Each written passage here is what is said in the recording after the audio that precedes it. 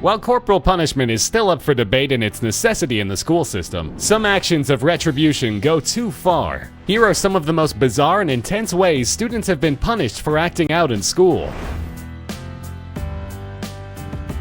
Constance McMillan faced an uphill battle with her school district when she decided to sue her school for not allowing her to attend prom in a tuxedo with her girlfriend. McMillan's family stated that this was unconstitutional and that she had every right to attend the school event with whomever she wanted, so long as they fit the age requirements set by the school. While McMillan won the initial court case and was allowed to go to the prom, the school district got concerned parents in on a humiliating ploy. They created a fake prom at another location, claiming it was the real one, and invited McMillan, her girlfriend, and a handful of other students who all had disabilities.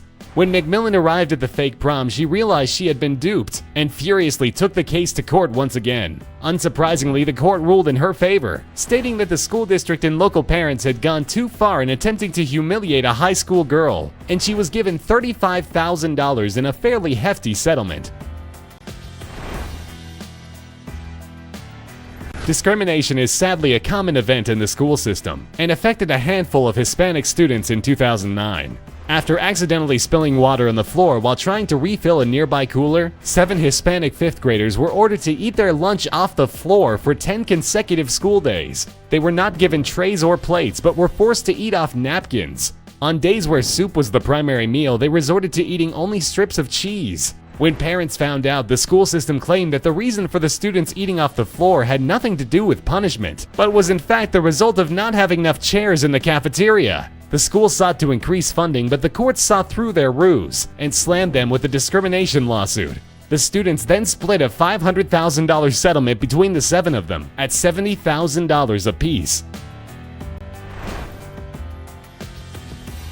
Americans are not the only ones whose bizarre school punishments have captured the spotlight. One of the strangest acts recalled a young girl who published a photo of her legs to the internet, showing the damage she received when she was forced to kneel on frozen peas for hours at a time. Indentations scattered all around her mid-legs and knees in what looks to be an incredibly painful state. After posting the photo to social media, the young woman was forced to kneel on frozen peas for an even longer period of time, and the punishment has only gotten even more popular in Asia since, even though the food often varies between frozen peas and frozen rice.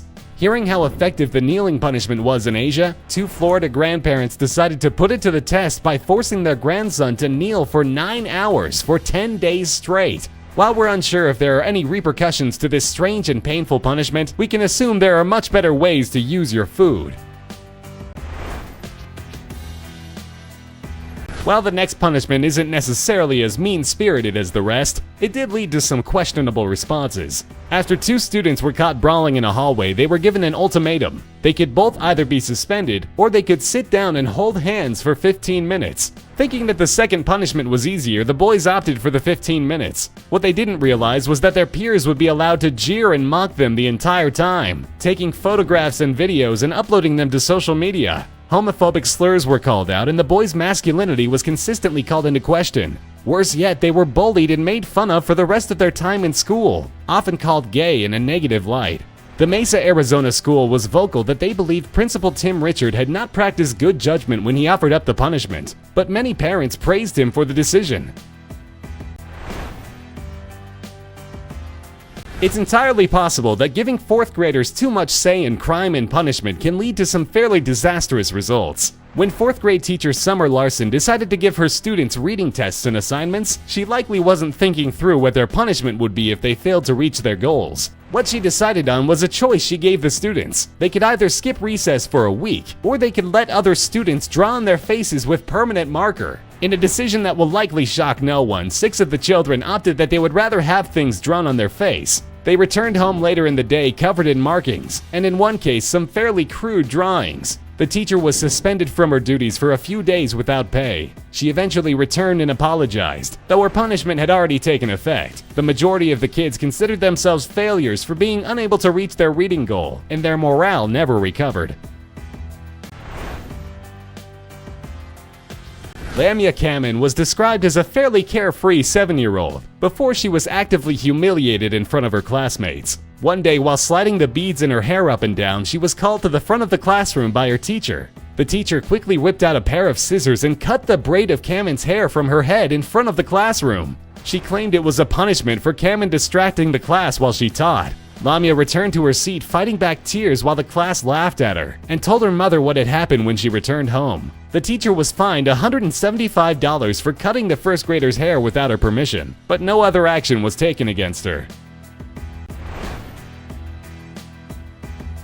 Houston, Texas. A preschool teacher found herself in hot water after news of her punishment rocked headlines across the country. After reading a story to students about monsters that live inside closets and devour those who break the rules, a young 4-year-old named Kellen Cheney was found acting out and yelling in class. In order to silence him, the teacher led Cheney to the nearby unused janitorial closet and told him that it was a monster closet where all the evil monsters lived. She locked him inside and turned off the light. When other students protested, she placed them inside the monster closet as well, terrifying them all. Cheney eventually threw up on the other children at some point throughout the day, meaning that all of them were stuck, crying in a dark closet for hours, standing in the boys' puke. When it was discovered what she had done, the teacher was swiftly fired from her position, as she was deemed mentally unfit to teach preschool children. Shockingly, some parents in the school district praised her means of hushing the children, claiming that schools have become too relaxed with how they deal with unruly students.